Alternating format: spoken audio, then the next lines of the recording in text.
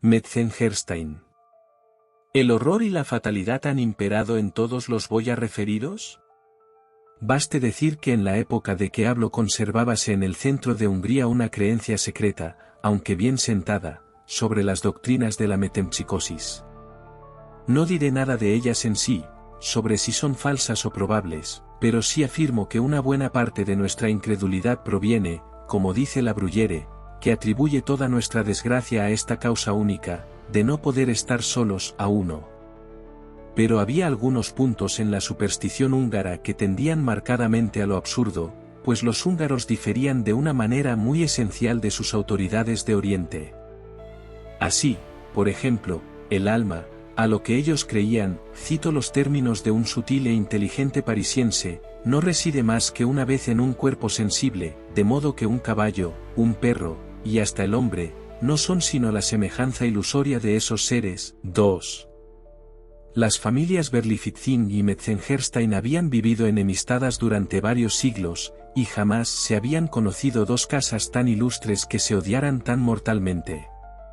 Esta aversión podía tener su origen en las palabras de cierta antigua profecía: una gran familia caerá de un modo terrible cuando, así como el caballero en su caballo, la mortalidad de Metzengerstein triunfará de la inmortalidad de Berlifitzing.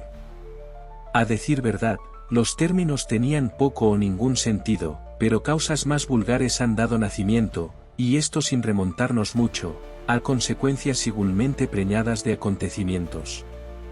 Además, las dos casas, que eran vecinas, habían rivalizado por su influencia largo tiempo en los asuntos de un gobierno tumultuoso, y por otra parte, vecinos tan próximos rara vez son amigos. Desde lo alto de sus sólidos terrados, los habitantes del castillo de Berlifitzing podían ver muy bien las ventanas mismas del palacio de Metzengerstein. En fin, la ostentación de una magnificencia más que feudal era poco propia para mitigar los sentimientos irritables de los Berlifitzing, no tan antiguos y menos ricos. Hay motivo pues para extrañar que los términos de aquella predicción, aunque muy extravagantes, crearan y mantuvieran la discordia entre dos familias ya predispuestas a la hostilidad por todas las instigaciones de una envidia hereditaria. La profecía parecía implicar, si algo implicaba, el triunfo de la casa más poderosa, y naturalmente, esto preocupaba a la más débil, acrecentando su animosidad. Wilhelm, conde de Berlifitzing, aunque de antigua nobleza, no era en la época de que hablo más que un viejo achacoso, y no tenía nada notable, como no fuese su antipatía inveterada y loca contra la familia de su rival. Distinguíase además por su afición a los caballos y a la caza, de la cual no le retraían ni sus achaques físicos, ni su avanzada edad, ni la debilidad de su espíritu, tanto que diariamente se exponía a los peligros de semejante ejercicio. Federico, barón de Metzengerstein, no era todavía mayor de edad. Su padre, el ministro G. había muerto joven, y su madre, María, no tardó en seguirle a la tumba. Federico contaba en aquella época 18 años, que en la ciudad no son un largo periodo, pero en una soledad tan magnífica como aquel antiguo señorío, el péndulo vibra con más profunda y significativa solemnidad. A causa de ciertas circunstancias resultantes de la administración de su padre, el joven varón entró en posesión de sus vastos dominios apenas murió aquel. Rara vez se había visto un noble de Hungría poseedor de semejante patrimonio. Sus castillos eran innumerables, pero el de Metzengerstein se consideraba como el más vasto y magnífico. La línea fronteriza de sus dominios no se había determinado nunca claramente, pero el parque principal abarcaba un circuito de 50 millas. Tratándose de un propietario tan joven, de carácter tan bien conocido, y de tan incomparable riqueza, no era necesario hacer muchas conjeturas sobre cuál sería probablemente su línea de conducta, y en efecto, a los 3 días, el proceder del heredero dejó muy atrás la nombradía de Herodes, excediendo por mucho a las esperanzas de los más entusiastas admiradores. Vergonzosas orgías, flagrantes infamias y atrocidades sin nombre, hicieron comprender muy pronto a sus atemorizados vasallos que nada, ni la sumisión servil por su parte, ni los escrúpulos de conciencia por la del castellano, serían para ellos en lo futuro garantía de seguridad contra las crueldades de aquel pequeño Calígula. Hacia la medianoche del 4.º día, observóse que se había prendido fuego en las cuadras del castillo de Berlifitzing, y la opinión pública estuvo unánime en agregar un crimen más a la lista, ya horrible, de los delitos y atrocidades del barón. En cuanto al joven caballero, durante el tumulto ocasionado por aquel accidente, hallábase sumido al parecer en profunda meditación en una vasta cámara solitaria del piso superior del palacio de familia de los Metzengerstein. Los tapices, ricos, aunque gastados, que pendían melancólicamente de las paredes, representaban las figuras fantásticas y majestuosas de 1000 antecesores ilustres. En uno veíanse prelados vistiendo ricos trajes de armiño, grandes dignatarios estaban reunidos con el autócrata y el soberano, y oponían su veto a los caprichos de un rey, o contenían con el fiat del poderío papal el cetro rebelde del gran enemigo, príncipe de las tinieblas. En otros se representaban las sombrías y grandes figuras de los príncipes de Metzengerstein, con sus robustos caballos de guerra, que caracoleaban sobre los enemigos caídos, y más allá veíanse, voluptuosas y blancas como cisnes, las imágenes de las damas de antiguas épocas, flotando a lo lejos en fantástica danza, en medio de una melodía imaginaria. Pero mientras el barón prestaba oído o aparentaba escuchar el estrépito creciente de las cuadras de Berlifitzing, meditando tal vez alguna nueva crueldad o un rasgo de audacia, sus ojos se fijaron maquinalmente en la imagen de un caballo enorme, de color extraño, representado en el tapiz como perteneciente a un antecesor sarraceno de la familia de su rival. El cuadrúpedo estaba en primer término inmóvil como una estatua, y un poco más allá, el jinete desmontado moría bajo el puñal de un Metzengerstein. En los labios de Federico surgió una expresión diabólica, como si echase de ver la dirección que su mirada había tomado involuntariamente, pero no apartó la vista. Muy lejos de ello, no podía haber motivo para que experimentase la ansiedad que al parecer le sobrecogió, envolviéndole como con un paño mortuorio. Érale difícil conciliar sus sensaciones incoherentes como las de los sueños con la certidumbre de estar despierto. Cuanto más contemplaba, más absorbente era el encanto, y más imposible le parecía arrancar su mirada de aquel tapiz fascinador. Sin embargo, el tumulto que se oía fuera era cada vez más ruidoso. El varón hizo un esfuerzo como a pesar suyo, y fijó su atención en una luz rojiza proyectada desde las cuadras que ardían sobre las ventanas de la habitación. Pero este movimiento solo fue momentáneo, pues las miradas del heredero volvieron a fijarse maquinalmente en el tapiz. Con grande asombro suyo observó entonces, cosa horrible, que la cabeza del gigantesco corcel había cambiado de posición. El cuello del animal, antes inclinado compasivamente hacia el cuerpo de su jinete, estaba ahora tendido rígidamente y en toda su longitud hacia el varón. Los ojos, un momento antes invisibles, tenían una expresión enérgica y humana, con un brillo rojizo extraordinario, y los labios caídos dejaban ver sus grandes dientes repugnantes. Poseído de terror, el joven varón se acercó a la puerta con paso vacilante. Al abrirla, un resplandor rojizo, iluminando a lo lejos la sala, reflejóse en la tapicería, y como el heredero vacilara un instante en el umbral, se estremeció al ver que aquel reflejo tomaba la posición exacta y llenaba precisamente el contorno del implacable y triunfante matador del Berlifitzing sarraceno. Para aliviar su espíritu atemorizado, el barón Federico salió rápidamente para respirar el aire. En la puerta principal del palacio halló 3 de sus escuderos, que con mucha dificultad y gran peligro de su vida, refrenaban los botes convulsivos de un caballo gigantesco, de color de fuego. ¿De quién es ese caballo? ¿Dónde le habéis encontrado?, preguntó el barón con acento de enojo, reconociendo al punto que el misterioso corcel de la tapicería era en un todo semejante al furioso animal que estaba viendo.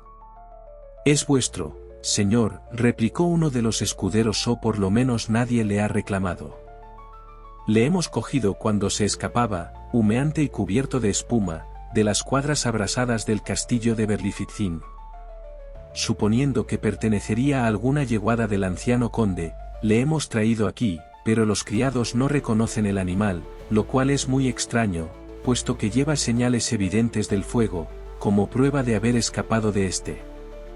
Además, añadió otro escudero, las letras WVB están marcadas en la frente con mucha claridad. Yo supuse que eran las iniciales de Wilhelm von Berlifitzing, pero toda la gente del castillo afirma positivamente no conocer el caballo. Es muy singular, dijo el barón con aire pensativo, sin fijarse al parecer en el sentido de sus palabras.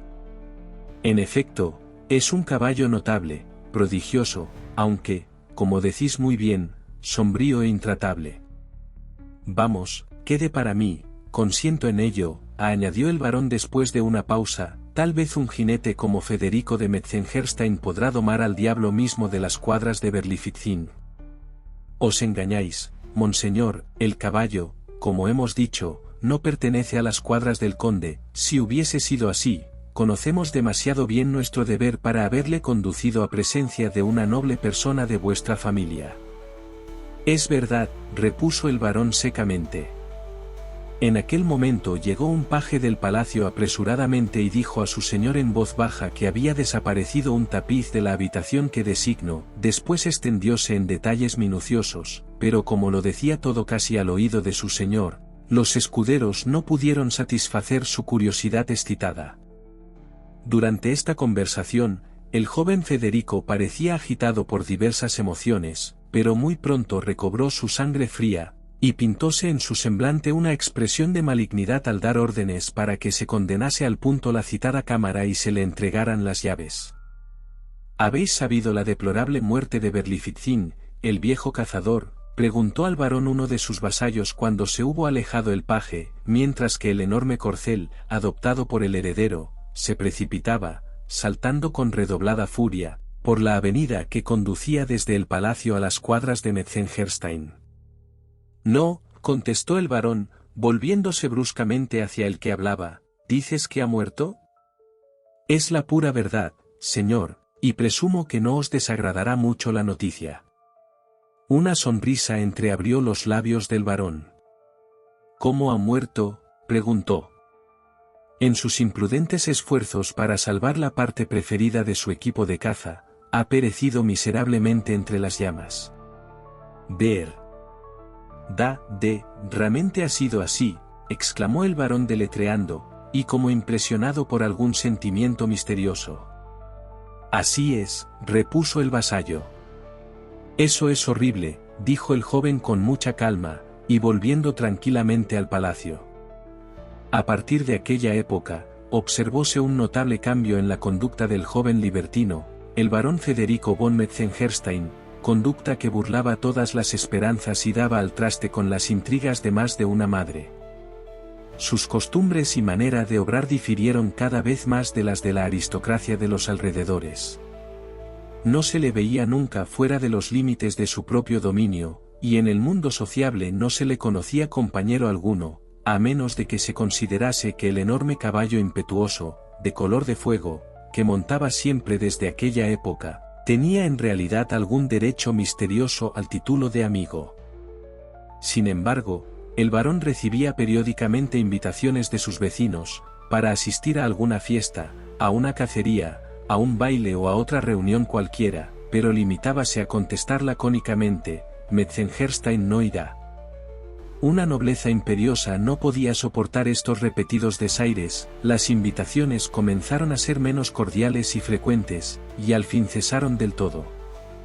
Habíase oído decir a la viuda del desgraciado conde de Berlifitzing, que su más ardiente deseo era, que el barón se quedase en casa cuando no deseara estar en ella, puesto que despreciaba la compañía de sus iguales, y que se viera a caballo cuando no quisiera montar, puesto que prefería a sus semejantes la sociedad de un cuadrúpedo.